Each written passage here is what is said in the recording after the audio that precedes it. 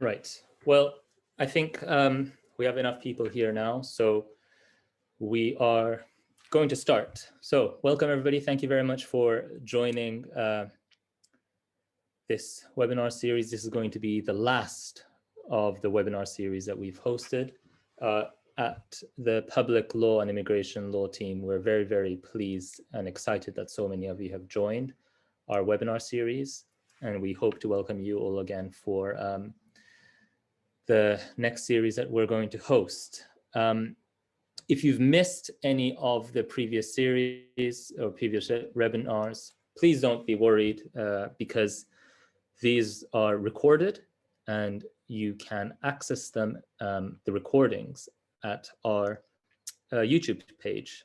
Yes, Goldsmith Chambers does have a YouTube page, and if you just go on YouTube and type in Goldsmith Chambers, you have access to all the previous webinar series and webinars that we've provided on various aspects of the law. Very exciting stuff. And obviously this webinar is also recorded. So if you ever wanted to rewatch this webinar, then you can rewatch it over dinner with your family, gather your family around over Easter, have a lively discussion about the contents of this series and the law on deportation. You can do that through the YouTube channel. If you have attended any of these webinar series, and you will know that I actually don't get to see any of your faces. So I don't know if you're smiling or frowning at what I say, which is probably a good thing. But if you have any questions, there is a Q&A box at the bottom. You can put in your questions there, and I will try my best to answer them. Obviously, answering legal questions on the hoof is never a good idea. I'll probably come off either as an absolute genius at the end of this, if I'm able to answer your questions right there, or just a complete fool. So that's a risk I guess I'm sort of exposing myself to. And finally, we are encouraging people to donate to BID, Bail for Immigration Detainees. As some of you will know, this is a charity that is extremely important in the immigration field, especially in deportation context, because many individuals who are facing deportation, they're detained for a prolonged period, and BID does tremendous work to try to get those people out. So any donation would obviously be very, very appreciated. Right, so today's webinar is about the relevance of delay in deportation proceedings. Now, what do we mean by delay? We are concerned with two types of delay. First of all, delay in decision-making by the Secretary of State. So that means if a person's sentence of imprisonment has come to an end, but then the Secretary of State doesn't take a decision to deport somebody within a reasonable period, we're talking about that delay, so after conviction, and also delay in actually deporting that particular individual from the UK following an unsuccessful deportation appeal. So if you lose the appeal, but then the Secretary of State takes no action to deport you for a number of years, that delay is also what we're focusing on today. And particularly how those delays could be relevant in the proportionality assessment under Section 117C6 of the 2002 Act. So we know that delay is relevant in removal cases.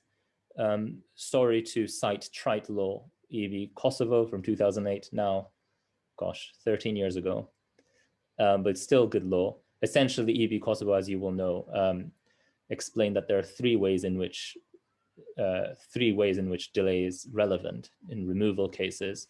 First of all, it can strengthen a person's private and family life in the UK because they develop closer personal and social ties. Secondly, the person's subjective view of their time in the UK, the sense of impermanence starts to fade because of the delay. So you as an individual start to feel like, well, if they're not going to remove me, then maybe they don't really care about me and I'm okay to stay. And that's a relevant consideration in the proportionality assessment.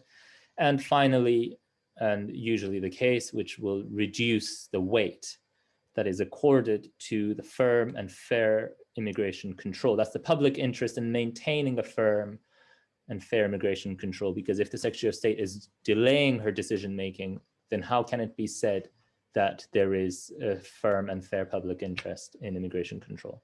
So that's in removal cases, but how does that relate to deportation? And should it be any different?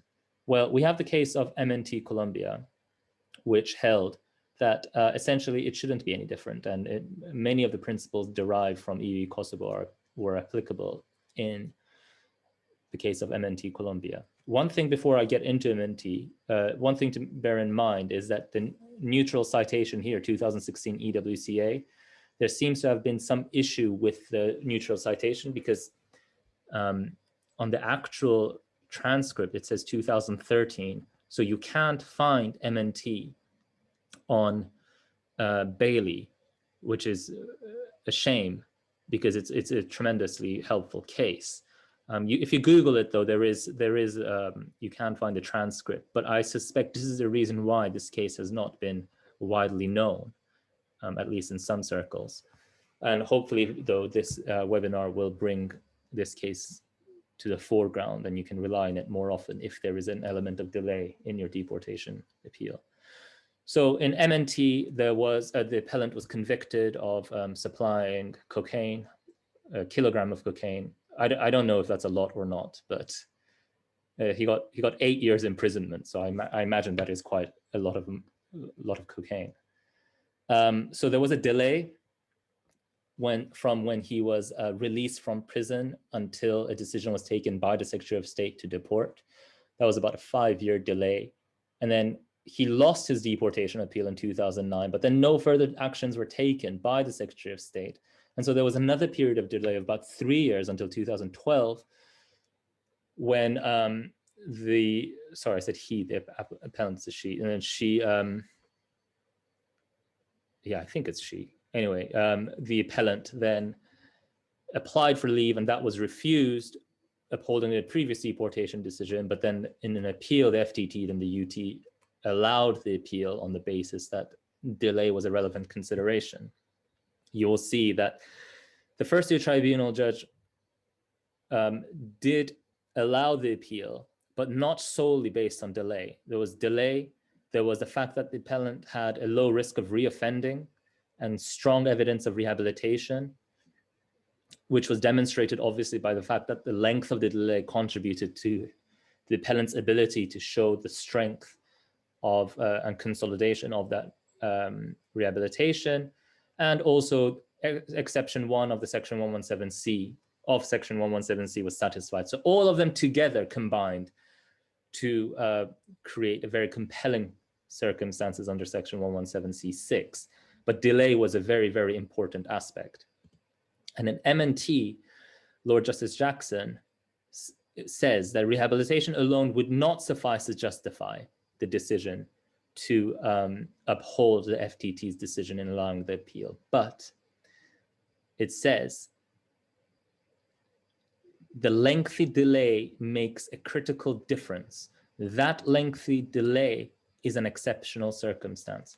So the Court of Appeal in MNT, Lord Justice Jackson, held that the delay really made a difference. Now, it's not decisive, and I would never say that delay should be suggested as decisive, but this paragraph 35, is extremely helpful to show that in the Court of Appeal, it could make a critical difference. It's not just some factor in the peripheries, but it should be brought to the foreground. And then MNT also identified 3 reasons similar to EV Kosovo as to why delay is relevant to the public interest. First of all, Lord Justice Jackson at paragraph 41 identified the public interest in deportation. And this is quite trite for many of you as well.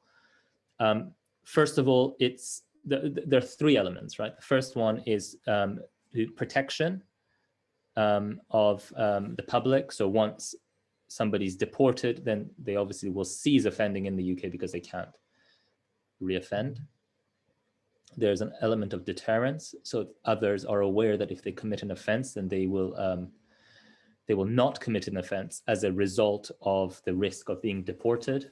Whether that's true or not, or whether that actually takes shape in the real world is a different question. I don't know if there's any statistic on this, but like if there's already a risk of criminal conviction, one would think that that's enough of a deterrence. I don't know how much more deportation would add to that deterrent nature, but in any event, that's what it's been held. Then the final aspect is the expression of public concern at the crime, to essentially express that the public is dissatisfied with the commission of the offense. And then at paragraph 42, MNT explained how these are all undermined. These three factors are all undermined if there is a delay. First, if there is a delay, then the criminal become, and obviously supposing that they become rehabilitated, then they pose less of a risk. And so the first aspect, the ceasing to offend, that aspect of the public interest will be reduced. Then the deterrent effect of the policy is also weakened if the Secretary of State does not act promptly. And it says, indeed, lengthy delays as here may, in conjunction with other factors, prevent deportation at all. So the second aspect of the deterrent aspect of the public interest also is reduced. And finally, Lord Justice Jackson, rightly in my view, held that it hardly expresses a society's revulsion at the criminality of the offense if the Secretary of State takes years to issue deportation, well, to take a decision to deport. So the lengthier the delay, the more the public interest in deportation will be reduced, and MNT is authority for that. There's another case that references MNT, which is SU, which appears to at least approve Lord Justice Jackson's decision in paragraph 41. Says that these observations are, of course, well made. My highlighter has gone skew. But in SU, the Court of Appeal essentially distinguished MNT on the basis that SU concerned an individual who had been deported, but then returned to the UK unlawfully in breach of their deportation proceedings, deportation order. And the Court of Appeal essentially said, well, that's not relevant. It's not the length of time that reduces the public interest per se. It's the delay, it's the maladministration on the Secretary of State. It's not simply length of time. Obviously, length of time is relevant, but delay is far more relevant and far more powerful than simple length of time. And there's something that I'll come back to later on. So MNT is good authority, but we have the case of RLP, the upper tribunal case of RLP, which was held after MNT. Now, here, the appellant was a Jamaican national who essentially was the father of a British child, and he had been in the UK for a considerable period of time, but he had been convicted of grievous bodily harm, causing wounding with intent to do grievous bodily harm, and he was sentenced to 4 years. So we know 4 years is an important period, so the upper end of very compelling circumstances. The Secretary of State took a removal decision in 2003, so about 2 years later. The appeal was lost in 2003. Then no action was taken, and then in September 2012, that's a staggering 9 years after the Secretary of State having had the opportunity to remove the appellant, they responded to his further submissions and refused application. And then another deportation decision was taken. So, well, a deportation decision was taken at the time in 2003. It seems like there was just a removal decision. So there was a considerable period of delay. There were further delays because of the tribunal, but that doesn't really concern us. So in RLP, there was 9 years, but the headnote of RLP essentially says that in cases where the public interest favoring deportation of immigrant is potent and pressing, even egregious and unjustified delay on the part of the Secretary of State is unlikely to tip the balance in the immigrant's favor. And so this may actually, before going on to that, we will just say, this is the relevant paragraph, which essentially creates the head note. But it says, in our judgment, the maladministration and delay of which Secretary of State is undoubtedly guilty fall measurably short of the mark in displacing the aforementioned potent public interest. So there's no reference here to any case law or any authorities on the relevance of delay, certainly not, much less MNT or SU or anything else. So there is a potential tension between MNT and RLP. MNT seems to think in the Court of Appeal that delay is extremely relevant and it can really have a critical difference, as we read. But then RLP seems to say, well, it's not going to do much.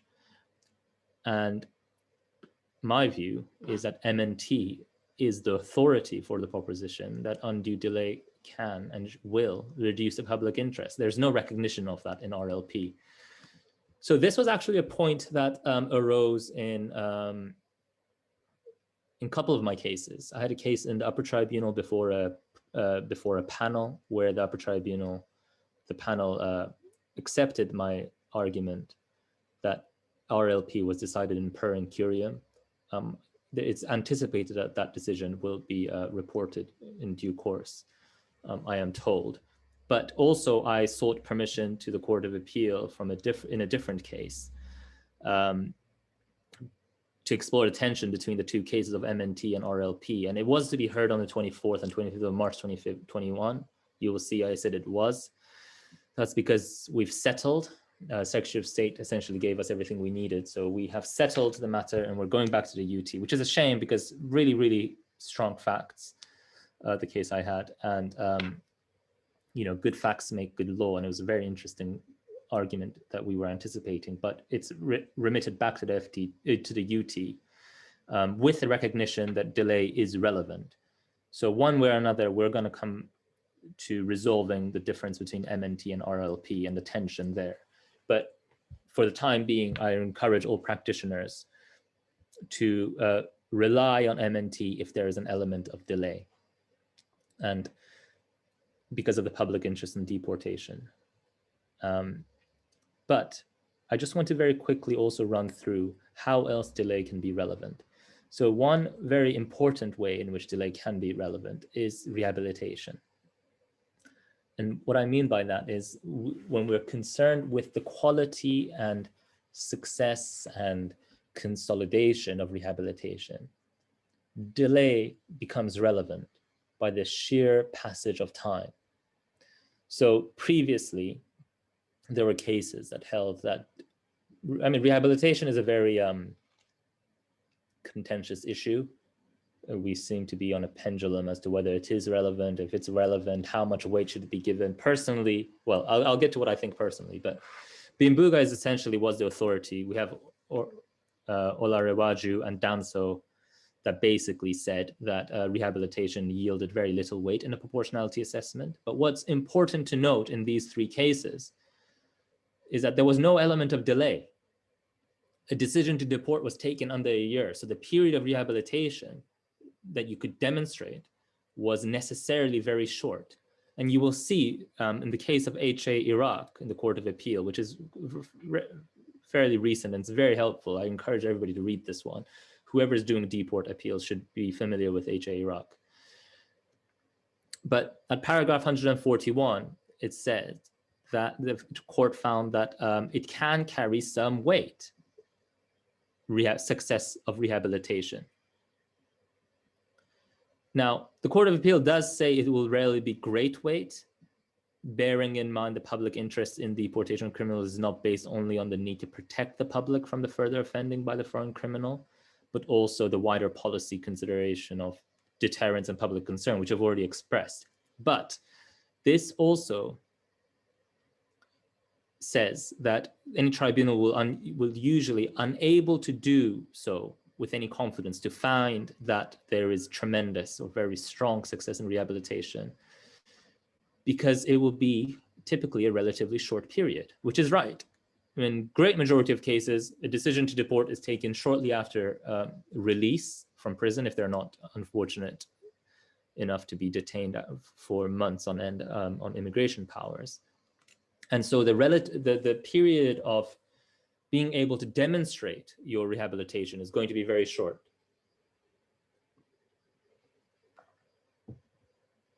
So delay then can become relevant here, because the lengthier the delay, the longer the period you can show that the person was rehabilitated and the strength of the rehabilitation. In for instance, RLP. If the person had not committed an offense for 9 years versus somebody who can only show that they haven't committed an offense for 8 months or 9 months, then one would arguably say that where you can show a rehabilitation of 9 years, that is a very, very good and strong evidence of rehabilitation, so as to significantly reduce one aspect of the public interest in a person's deportation. I've said here that rehabilitation only goes to one of the 3 public interests. It's always important to bear in mind that there are 3 aspects that comprise the public interest. And what I've said is that it's highly unlikely to be determinative. I would never, I would certainly suggest you don't couch it as a determinative factor, rehabilitation alone, but it is, and it should be, in my view, very considerable weight can be given in appropriate cases. Now, there is an aspect, I just want to very quickly discuss rehabilitation in this context as well, because Bimbuga is arguably the authority on it, but then HA Iraq really distanced itself from Bimbuga, which had said that Bimbuga had said rehabilitation will normally do no more than show that the individual has returned to the place where society expects him to be.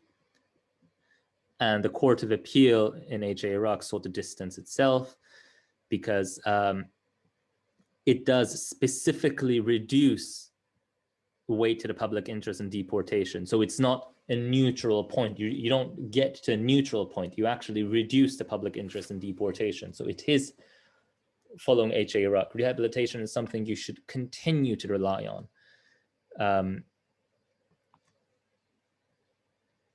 And I've set out here why the issue of rehabilitation is unlikely to be over as well.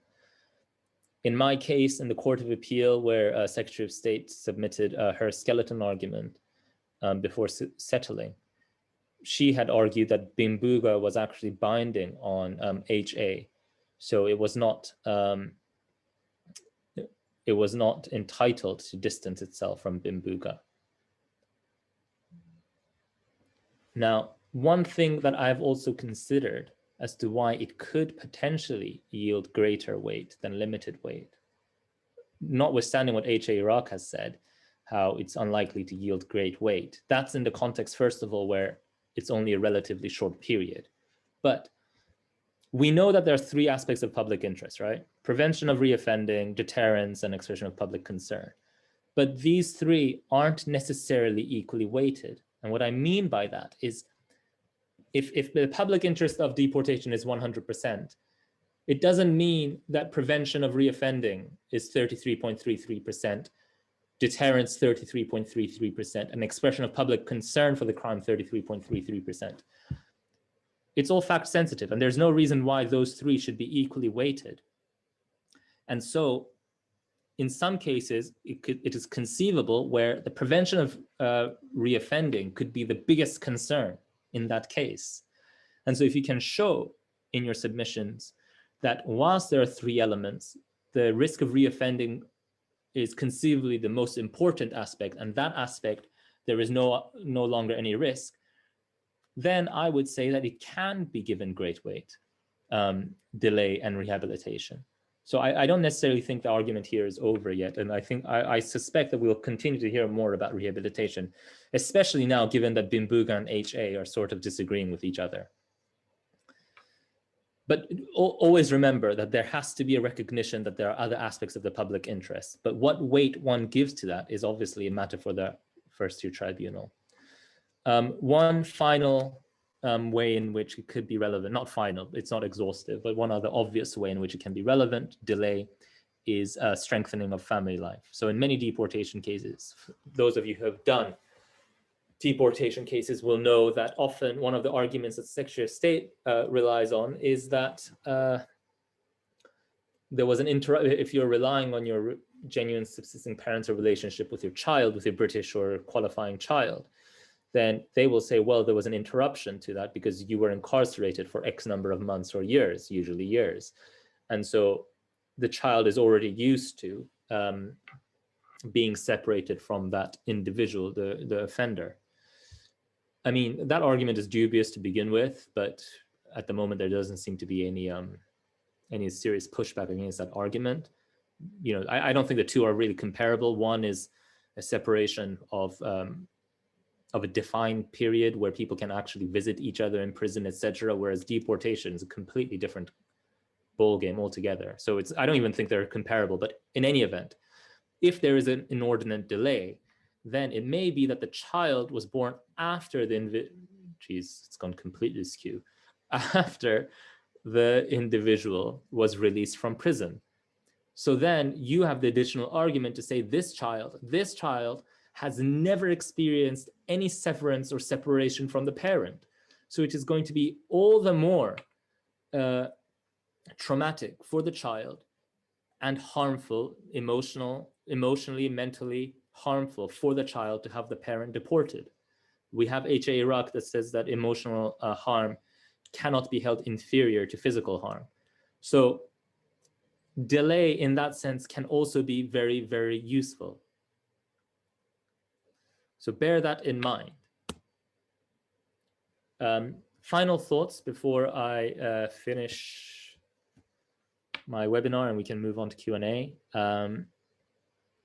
I've said, first of all, there is no set length as to what constitutes a delay. It all depends on the facts, which is right, because, you know, in MNT, 5 years was considered a very lengthy period.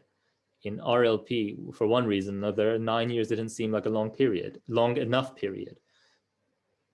I would say anything under a year is probably difficult to characterize as a lengthy delay so as to meaningfully reduce the public interest. Anything more than 3 years, probably you have a much stronger case insofar as relying on delay.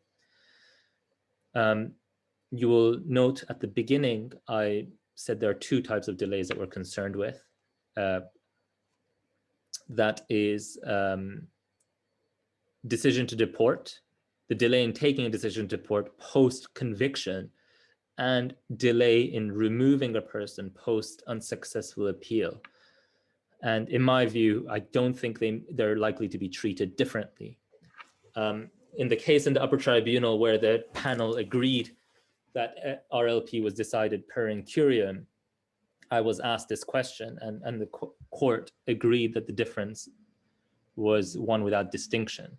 And also it's important to bear in mind that MNT had both types of the delays because it was the post-release delay of 5 years and post-unsuccessful appeal